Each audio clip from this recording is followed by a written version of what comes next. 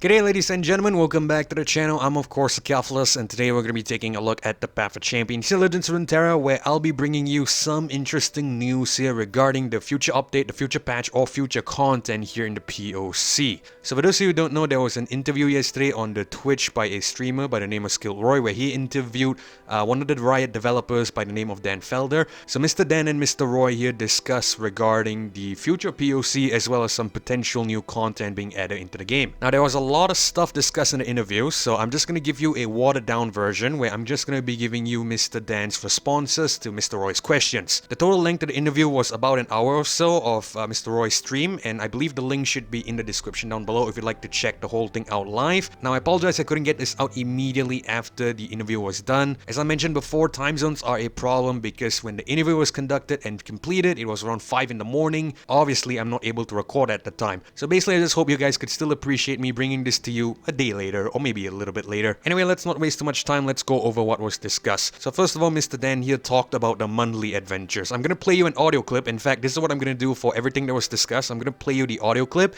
and you guys can have a listen, and I might just chime in at the end of every audio if I have something to add. We're trying some new things here, and we're really interested to see which ones players respond to, which ones they don't, which ones they love. Please love it. I'm so excited about it. I want them to keep working on it. And so like the way it works is there are 70 challenges procedurally generated every month. They're basically micro adventures. There's just have one battle or two battles in each one with just a few tiny upgrades. It's like if you think about weekly adventures, it's not exactly like this, but imagine if you kind of took one or two upgrades and went straight to the mini boss or straight to the final boss.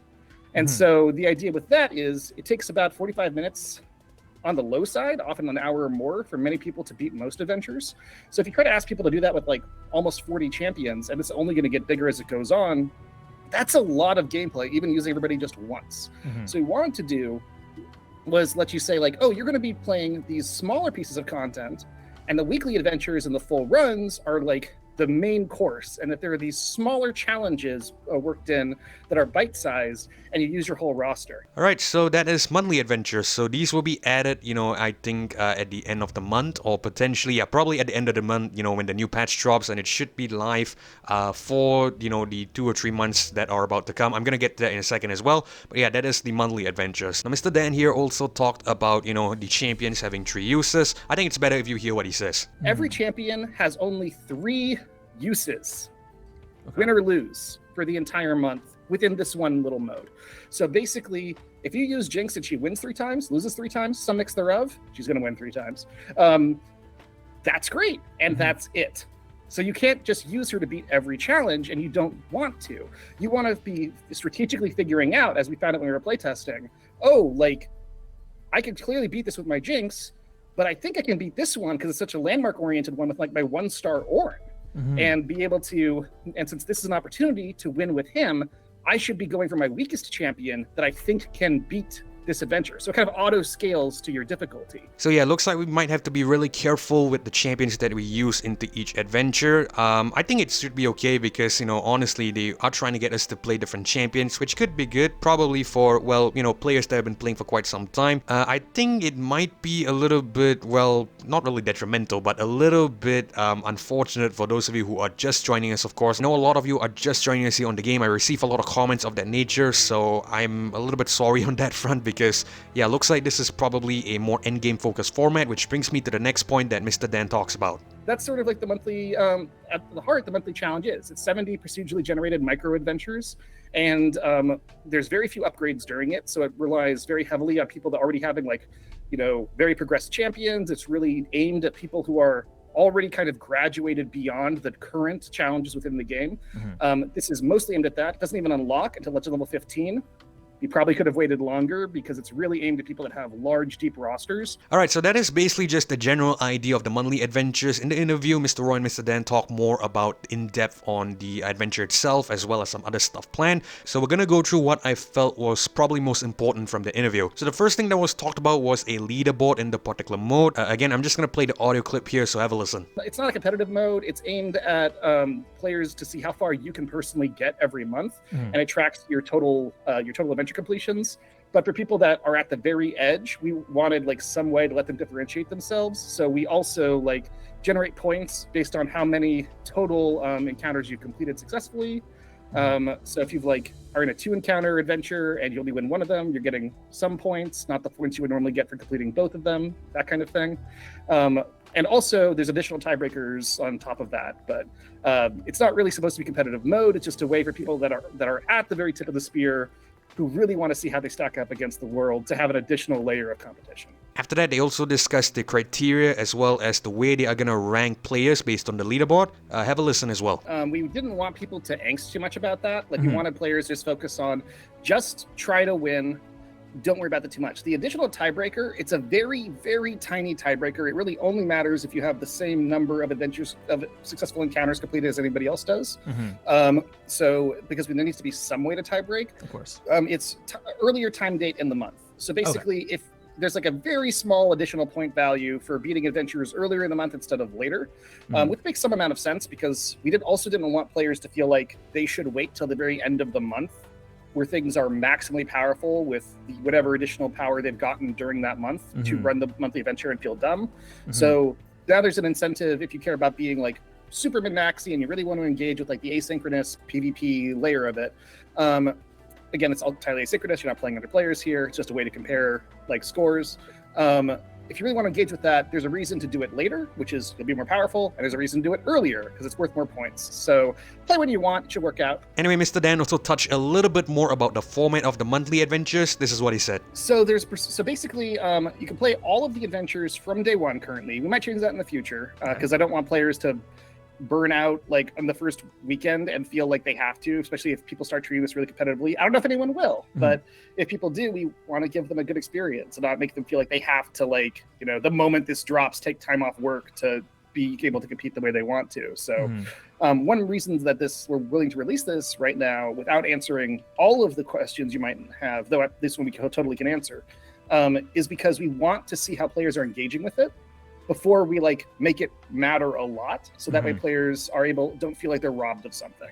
So with this answer though, we start off with basically like it's a set line of adventures. They unlock in kind of groups of 3 right now.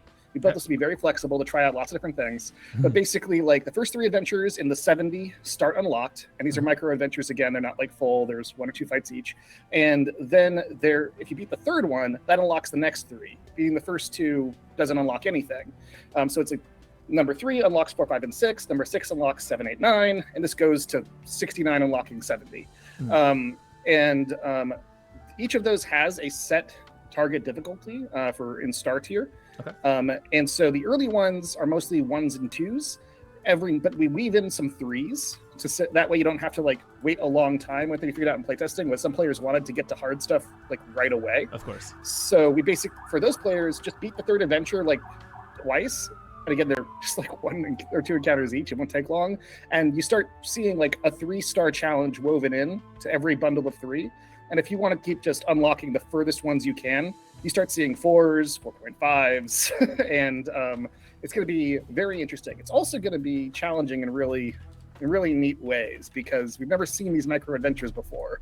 And they pose new challenges for players. All right, so as I mentioned earlier, there was a little bit of discussion regarding the rewards of the monthly adventures. Now, for now, Mr. Dan said that there is no, rewards for the monthly adventures, but they're looking for feedback, I guess. And I think what this means is that, whatever feedback that they get from you guys as the player base based on this adventure, they might tweak or maybe adjust a few things accordingly. So have a listen. Currently, none. That's going to change. We talked a lot about it in the group, and of course, we know that in Path of Champions, if we're asking cool like goals, player cool rewards that fits it, we want cool rewards that fits it. One reason we did the leaderboard now, which was a bit of a stretch goal for us to get in, that was really a passion project for some of the people on the team, was we wanted there to be at least some aspirational goal for players to get right away. But it's really important that with such an experimental type of play that we're not 1,000% sure players will love doing yet. I certainly do. I really hope others do because I want to keep doing it. We wanted to make sure that we see how players are engaging with the mode, even without rewards, before we figure out how to give rewards and what those rewards should be. There's also, I can't go into details, but some cool stuff coming that I would love to give out rewards in the monthly challenges that doesn't exist yet. And that's all I will say on that. But The point is, for the short term of the beta, it's just for fun, it's just for pride, just see how far you can get. There's no pressure. Play, experiment, give us feedback. And also that means that, like, with the limited uses, one of the things I really want to know is, this is built on the procedural system for the weekly adventures. Like, that's the best way to take that sort of truncated version of mutators. We changed how the mutators work. We made sure there's always a build around mutator that changes strategically, like who you want to bring, because we think a lot of the fun is figuring out who to bring to each adventure, who to solve each problem with. There's always a more challenging mutator, and there's often like an extra bonus, like terrifying thing. And so the thing I want to really emphasize here is, like, in order to make that satisfying and fun, one of the things I'm wondering about is, like, will the limited uses, which are so important in the mode, will that feel really punishing if RNG kind of messes with you? Should we truncate the RNG? Should it be more consistent, more predictable? Because it matters if you lose now. If you lose on Aurelion Soul, you lose an hour of your life. Sorry, but also, like, you don't lose any actual progress. In the monthly challenge, if RNG bites you really hard, you have a limited number of attempts that you can get right now. And so the question I have is, like, when things are that punishing, how do players engage with it? What feels fair? What feels skill oriented? Does it kind of average out over the course of the month because there are so many ones? I don't know yet, and I don't want players to have, like, I don't want players to feel like they're missing out on something really big in the short term. So there are no rewards right now. I wanted to explain why, because there obviously will be. And that's my very long answer to that very important question. All right, next up, he talked about the usage of relics in this particular mode. Good thing to know is that they aren't really, banning certain relics or potentially, prohibiting certain relics. So basically, you could just still go in with a broken build. I'm probably going to go in with my triple gate breakers, obviously. But yeah, basically that was talked about, so I'm going to share this with you as well. Nope, just like normal. You can still use the same relics however you like. Feel free to use your broken combos and your Gale Forces on everybody right now. At some point, we probably will need to do some balance patches, but on stuff. But one thing I really like about this mode is it's really supposed to say, like, my philosophy on PvE content is throw completely unfair challenges at players and then give them completely unfair tools that, if they're clever enough, they can break it right back. In Dungeon Mastering, my philosophy is very much, I DM a lot, is stack the deck against the players and then, be on the player's side to help them fight back. Like, don't try to do the perfectly tuned thing and get mad if players do something cool. Like, throw some crazy challenge at them and then give them tools and expect them to do something cool. So relics are falling into that philosophy for me. Alright, so that last clip there basically wraps up what Mr. Dan felt you should need to know regarding the monthly adventures. After that, he tackled some community questions, asked on the stream. So the first question that was asked was regarding the beta period. So for those of you who don't know, as I mentioned a couple seconds or maybe a few minutes ago, this is still in beta format, which is why, there are no rewards and basically everything is, in testing. Like I mentioned, nothing's finalized. So yeah, someone asked regarding the beta period, and there is no definite answer here, but based on what I could tell at least, Mr. Dan said that there should be around 2 to 3 months of beta testing for this. Again, nothing's really finalized. If, potentially this mode is what you guys would like, they will probably just maintain it like so, but, there's probably still a lot of stuff going on in the background. I'm just gonna let you listen to what he says. It depends on how much people like the current version, and if everybody's like, this is perfect, don't change anything. Because that's how game dev works. Yeah, absolutely, every time. Then we can pretty much come out pretty quickly. The main thing is, like, we want to make sure we have the right rewards for it as well. So that's part of it, but we can always iterate and change that in the future. So there's always a conflux of, I don't like to just kind of build half of a thing. I personally, my philosophy, which isn't the universal philosophy of the team or anything, this is just my personal, like, thought process, is I like to, wait for the right peg for the right hole. So I expect that, like, this likely to be in beta for very minimum like 2 or 3 months, and then we'll see where we go from there, because we have updates like every month, so there's only so fast we can move on feedback. There's at least 1 month that it's live, at least 1 month on top of that us to respond to any feedback. So unless it's like an emergency patch, and for a procedural optional mode, it's unlikely to be a burning emergency. Hopefully we haven't broken something so bad that it's a burning emergency.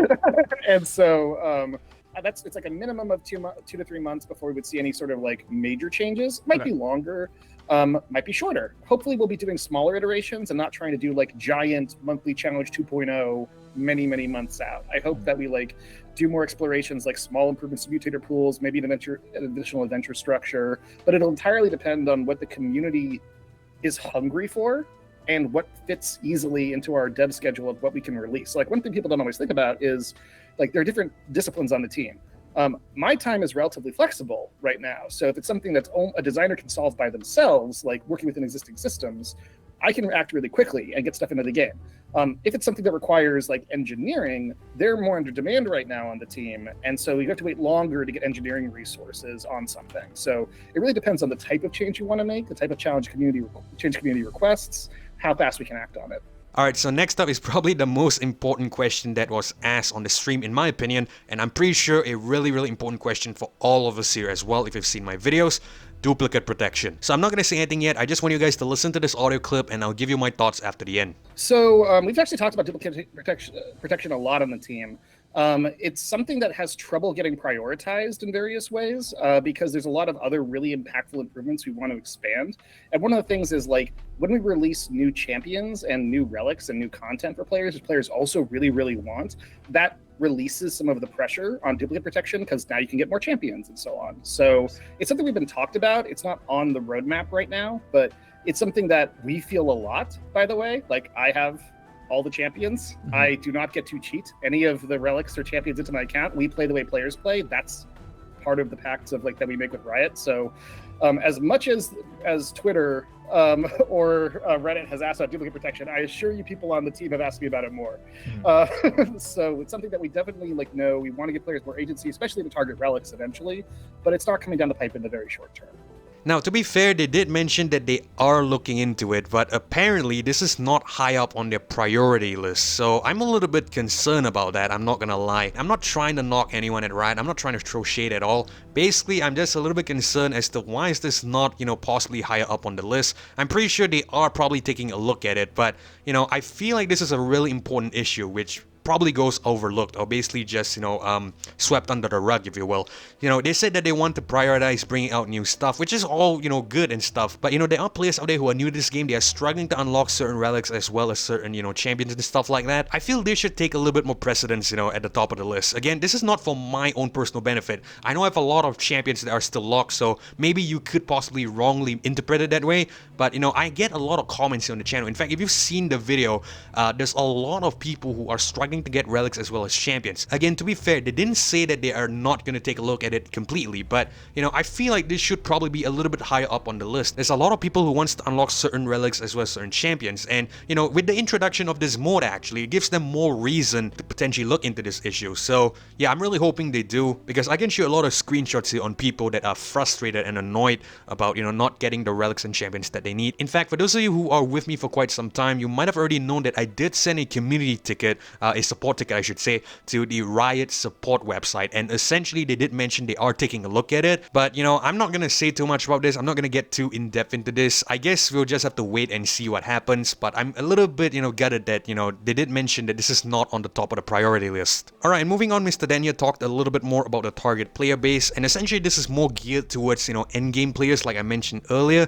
The focus is more towards people who have a lot of stuff unlocked and not so much onto newer players, which is a little bit sad. But I guess I understand where they're coming from in some degrees, because older players like myself and a lot of other people here on this platform, we may have been playing this game for quite some time, so we might need different stuff, which I totally get. So yeah, basically just have a listen. I actually really like the idea of like letting players demo champions to a degree. This mode's not aimed at that though. Like it's really tempting to always say like, how do we make every mode serve every player all at once? And I really believe personally that it's better to like that the adventures and the content that's aimed at new players to Path is 100% for them. And that this is very much aimed specifically, like at the top of my design documents, it was stuff like, what do we do for the players that have run out of the other things to do? The people that have these large rosters and want to play with all of them. So this doesn't unlock until you're legend level 15. You should already have enough champions to at least get some gameplay out of it by the time you're legend level 15. There's a lot of free champions that we give you just as part of the normal like chapter quest unlocks. Like you get guaranteed like 5 or 6 champions from that alone. And a lot of players by that time will have like at least 2 or 3 3-star champions and like some 2 stars and some 1 stars or 0 stars. Like they should be able to engage with it by the time they unlock this mode. It really is aimed at though the elder player collection, people that have like so much stuff to do that they're bursting with it and they want to do something with it. Newer players should focus on the world adventures and the weekly challenges. That's content that's aimed at you.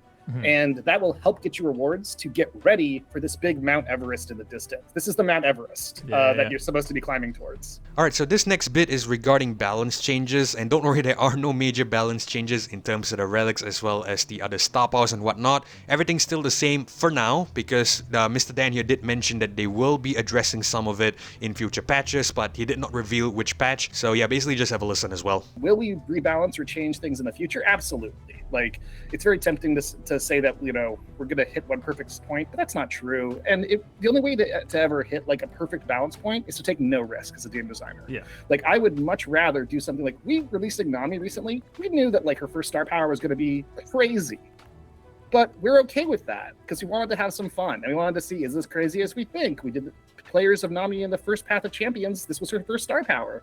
Let's bring it back. And it's okay to have some overpowered champions. If she becomes really disruptive, maybe we'll do some balance changes. And because we can say maybe we'll do some balance changes, that makes it okay for us to take risks and not worry that we're making her too fun. So another question asked by community as well was regarding a prestige system in terms of the legend level, and of course a deck editing system as well within each champion. So the short version is that Mr. Dan did mention that they are considering a lot of new features. He also did mention that, you know, for every one feature that he's interested in, there's probably infinite more that he likes. Basically, he will not guarantee what will be added and what won't, which I totally understand, but I just thought I'd share this as well for those of you who would like to hear it. So basically, this is what he said. I think Path of Champions is a little bit different though in some cases. Legend level reset is something I haven't thought about as much, but like that type of thing is something that I think is really, really fun. But one of the elements that I really like is that our card gameplay is so fun and diverse and varied that a lot of players like getting to like this huge collection and then using all of it. So that's one of the things that this mode is exploring, is trying more like, okay, you've got a lot of cool characters, now let's let you shift and play with different ones and use them in new ways rather than fully resetting. But I think it's really interesting. There was also one other question they had asked about. What was the other one besides the prestige system? The other question was deck editing, so editing some champions decks and stuff like that.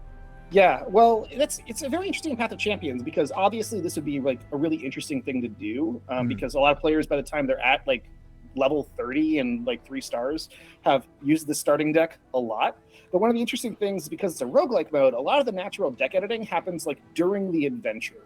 So there's a little bit of tension to saying how much should happen before the adventure and how much should be during. It's something I definitely want to explore because I think that especially once you've gotten to the late game, you just want to have more customization of your starting options. And so it's something that I'm interested in talking about. Another question that was asked was regarding the rerolls. So basically the premise for this question is that someone asked regarding getting duplicate powers in the adventure itself.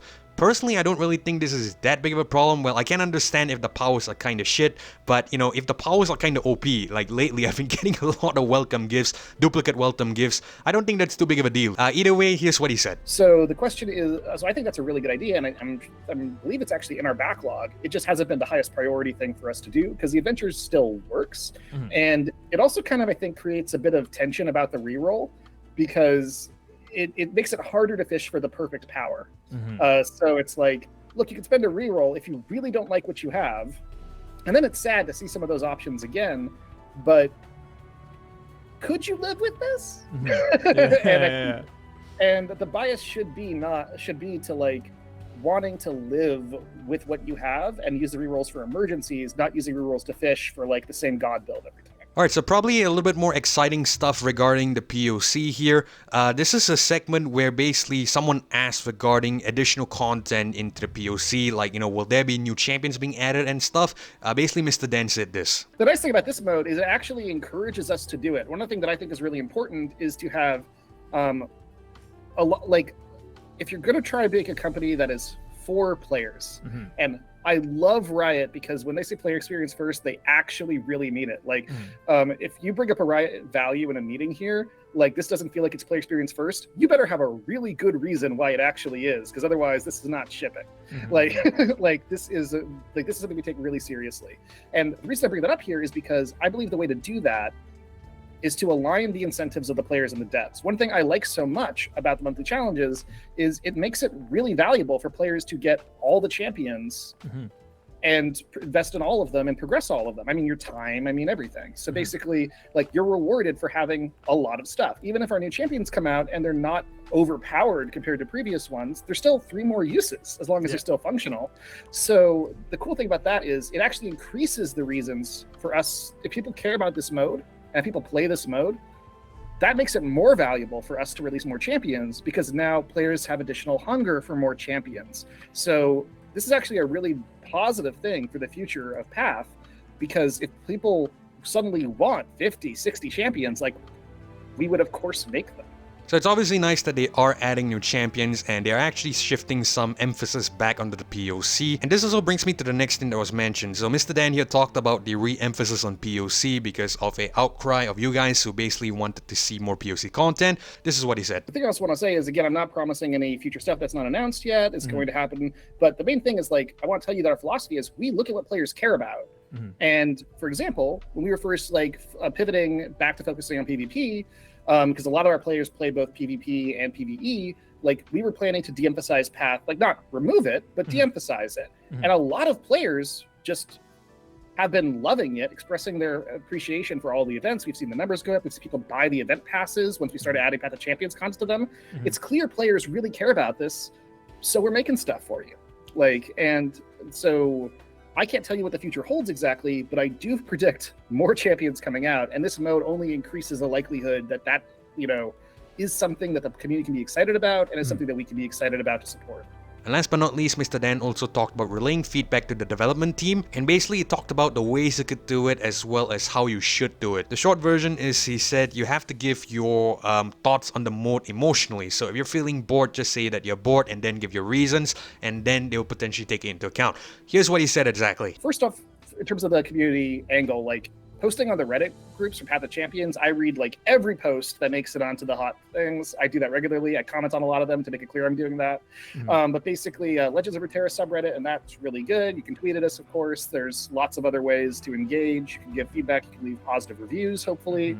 We read the reviews a lot, and we share them with the team. And so there's lots of ways to give feedback. And in terms of how you give it, my article, I'm not sure if you can link it or something, since we're bringing it up. Someone can. Let me find it while you're talking here. Cool. So I go into a lot of details there, but the main thing is, tell us what you're feeling, like, and when you're feeling it. Like, if you're feeling bored, it's more important for me to know that you're feeling bored than you think the game should do X solution. Because I might disagree with your solution, but I can't disagree that you feel bored. and that's really important for me to know. Like, hey, in theory, this might be any number of things, but if you're feeling bored or frustrated or sad or not motivated to get new champions, that's just true, and I should look for a solution. Please feel free to include your suggestions as well, but knowing what you're feeling and when is really helpful. It's also really helpful, and many people assume that we just think the game's brilliant and that they have to bring us down to earth. We're often highly disagreeing on different executions about like the game. Like, some of us think a champion should have released one way, some think another way, some think a thing is too powerful, some think something's too weak.